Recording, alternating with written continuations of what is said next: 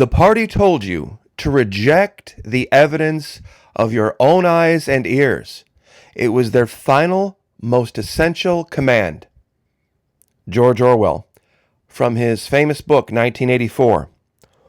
What if I told you that by the end of this video, I will have you convinced that 6 equals 16? And not just by the end of this video, I will convince you that you have always believed that 6 equals 16. Don't think so? Stick with us. Stick with us. Do not underestimate the power of psychological operations. This is going to be a great learning event for a lot of people.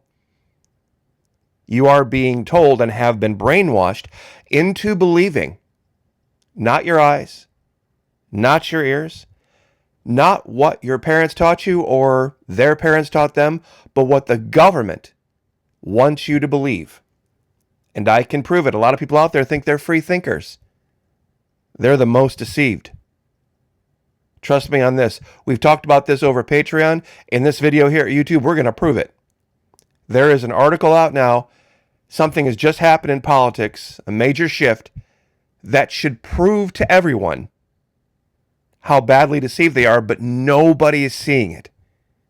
Now, we talk a great deal more about psychological operations over at the Florida Maquis Patreon channel. Would love to have you over there. There are powers that be here that just don't want this information out.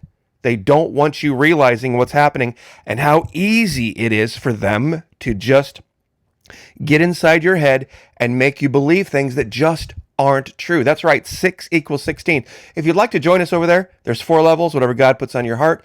And here's the best part. Fully refundable. First 90 days. First 90 days. 450 videos over there. No questions asked. Let's see, end of, what is it now, May? Let's see, June, July, end of August. It'll be almost Labor Day before you would have to make a decision. Now, I'm sure a lot of you are like, Florida Maquis, get to it. You better not be just messing with us. Let's get right to it.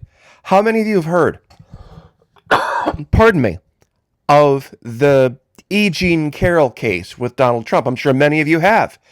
It was this woman that came forth last 5 or 6, 8 years, whatever, and said that a way long time ago, 25, 30 years ago, she and Donald Trump found themselves in some changing room in some, I think it was a Bergdorf's or something like this, and that Donald Trump had his way with her. And she didn't like that, but she didn't tell anybody for 30 years. And then she filed some civil lawsuit against him because she couldn't bring a criminal one because, once again, pay attention here, there was no evidence. No physical evidence, 30 years had gone by, no corroborating witnesses, but she still somehow snuck through a civil suit and took a bunch of Donald Trump's money. Well, Donald Trump is now having the DOJ investigate her. What if I told you this directly has to do with Jeffrey Epstein? And what does it have to do with 6 equals 16? Stick around, you're going to want to see this.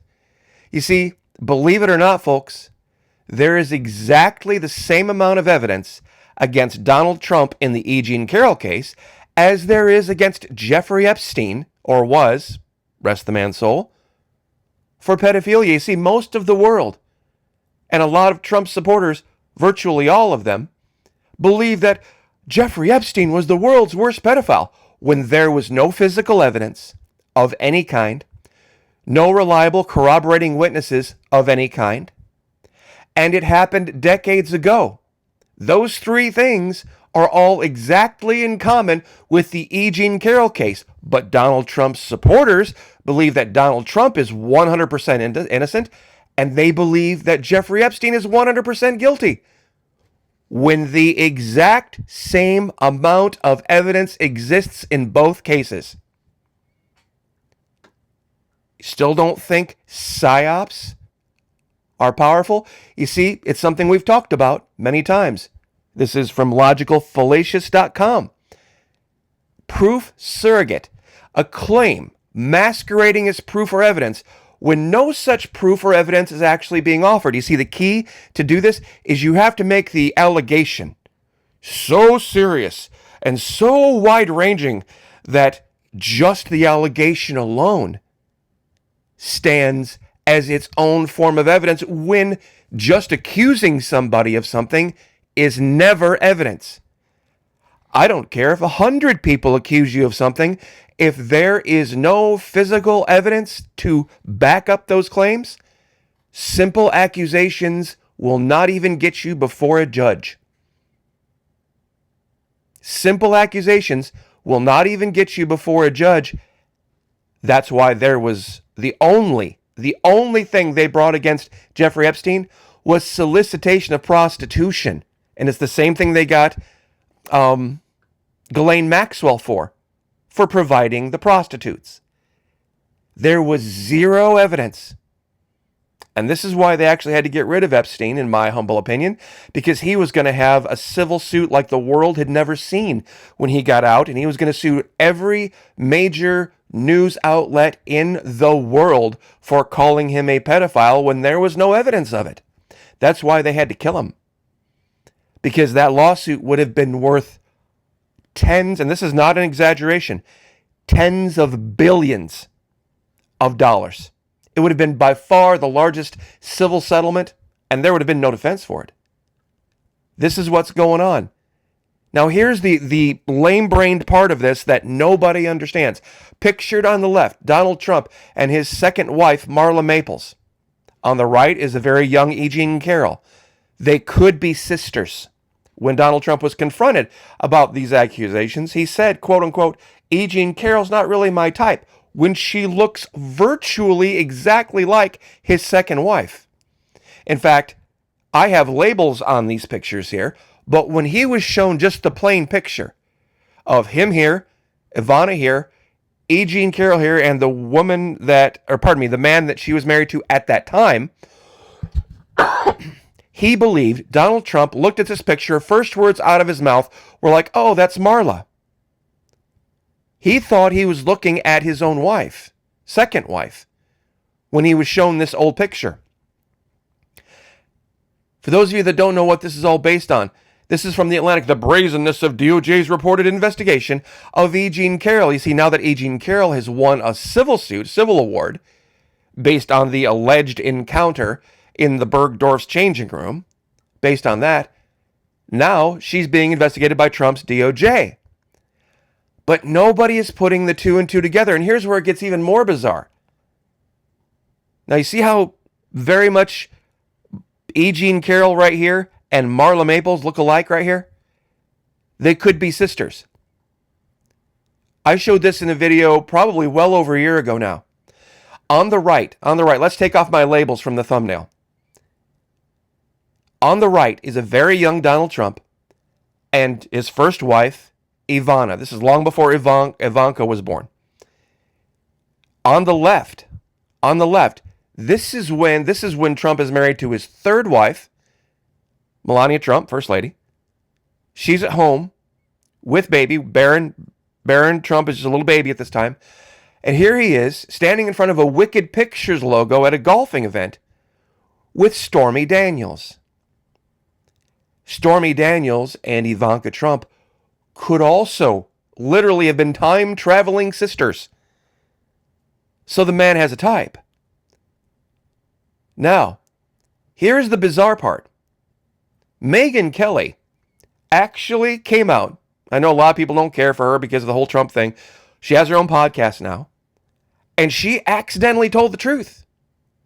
Flora Mackey, you said you were going to make us believe 6 is 16. Well, in the eyes of the law, right now in America, what are you going to believe? Your lying eyes? Or Washington, D.C.? She suggested that Epstein wasn't actually a pedophile because all of the pictures that came out were of girls who were well of age, biblically speaking. You see, you may not like these pictures. There's a whole bunch of feminists out there that hate these pictures. Why? Because they show older men and younger women. Not children. Not children, not children. This is where the whole believe your eyes or believe the government. See, the government would tell you that everybody under 18 is a child. That's not true. It has never been true. It is a huge lie. Not everybody under 18 is a child. Not everybody under 18 is a child. These young women right here are young women. But the government has brainwashed you into believing, because they said, well, we're going to set an age, and we're going to say, that's not reality. That's not reality. See, people really don't, a lot of feminists really don't like the idea that Jeffrey Epstein here was probably in his late 40s, early 50s, and the girl here is probably, I'm going to say somewhere between 17 and 20. They hate that idea. So they have to make you believe, she could possibly be 12. You see, but here's the kicker. I don't care if she's 12, and I don't care if he's 70 in this picture. It's just a jet ski ride. It's proof of nothing. Sit down and say that to yourself out loud. It's just a girl and a guy on a jet ski, but to them, it's proof of something horrible and something nefarious. Here's another picture from Epstein Island. That's definitely proof. What's it proof of? It's 4 girls in their jammies smiling for a picture. But they were at Epstein Island, and we all know that. No, we don't. No, we don't. No evidence has been brought forth proving anything. Plus, we've also seen pictures of who's the guy in the wheelchair, the real smart guy in the wheelchair. Passed away 7 or 8 years ago. Hawking. Stephen Hawking. Why aren't we looking into Stephen Hawking? Why isn't it called the Hawking Files? See, nobody wants to talk about that. So in the eyes of the law, sit down. Prepare yourself. In the eyes of the law, if a 65-year-old man came up to a 66-year-old girl in the mall and said, hey, honey, I'll buy you whatever you want in the mall if you come out and go for a ride with me in my van, that's the same as if the 65-year-old came up to the 16-year-old and made the same offer. Folks, if you think that's the same thing, I can't help you. You see, it's a very different thing. The first scenario is a crime. The second scenario puts to a young woman a choice. The first scenario is a crime because she's 6. The second scenario, if she's 16, is just a choice that young woman has to make. Period. And if you think 6 equals 16, guess what? You're on the side of every law enforcement agency in the country. You're on the side of the government. Because that's what they would have you believe. Ask any of your local sheriffs. They would see zero distinction. And if you think that's reality, folks, I'm going to say it again. Do not underestimate the power of psychological operations, of screwing with people's mind. And I'll say this again. If it had been my sister when she was 6, my parents would have burned down the town finding her, and as would every member of our family, and they would have found the guy, and they wouldn't have needed the law to deal with him. But if my sister, when she was 16, decided to go amble off with some guy who offered her some money at the mall, my parents would have been just as upset with her for making such a dumb decision at 16. 6 does not equal 16, but I guarantee everyone in your sheriff's office believes it does. The party told you to reject the evidence of your eyes and ears. It was their final, most essential command. George Orwell, 1984. If you would like to get read in on the tactics and techniques of psychological operations, join us. Florida Maquis Patreon channel would love to have you there. You got to go back a ways. You got to start from the beginning. There are 24 basic logical fallacies and 24 basic cognitive biases that every single human being on the planet suffers from. Until you learn them, you will just be a victim. So I will leave it there. It's the exact same thing. And people believe the exact opposite thing. There is no evidence No evidence at all that E. Jean Carroll can bring into a criminal court to charge Trump with anything. It's been too long. No witnesses, no physical evidence. Epstein, same thing. Decades have gone by. No physical evidence, no reliable corroborating witnesses, just a bunch of women making allegations about a dead man. And even he would have admitted, yes, I paid them. Yes, we had sex. Solicitation of prostitution. Do you know how many of our soldiers, you see, we just got done with Memorial Day, didn't we? We just got done with Memorial Day, where everybody honors the soldiers, honor those that have lost their lives. Do you know how many people, how many of those men who are in Arlington, who served in World War II, served in World War I, served in Korea, do you know how many of those men paid prostitutes that you're honoring every single day? Or at least every single Memorial Day at least. The U.S. military used to issue condoms. They might still, I don't know. But back then, they even gave classes on it. Back then, shore leave, they handed out condoms like they're going out of style. And they didn't go tell every sailor getting off of the boat. Now, you make sure you know that the girl that you're going to go with, you make sure that she's older than 18. That didn't happen. It didn't happen in Asia. It didn't happen in Europe. It sure as hell doesn't happen in South America. I can personally attest to that, having been there. But you honor all of these soldiers, all of these sailors, all of these Marines. And they've been paying underage girls for sex. They even made a joke about it in Full Metal Jacket, the movie. But when it's a gray-haired Jewish guy, oh, then it's time to raise hell. Then it's time to raise hell. Please tell me how you're not a hypocrite for 100% believing this guy to be guilty and 100% believing this guy to be innocent, based on no evidence in either case. So, once again, dark horse propaganda. The government, military, the whatever complex you want to call it, they're masters at it. And you need to learn. God bless.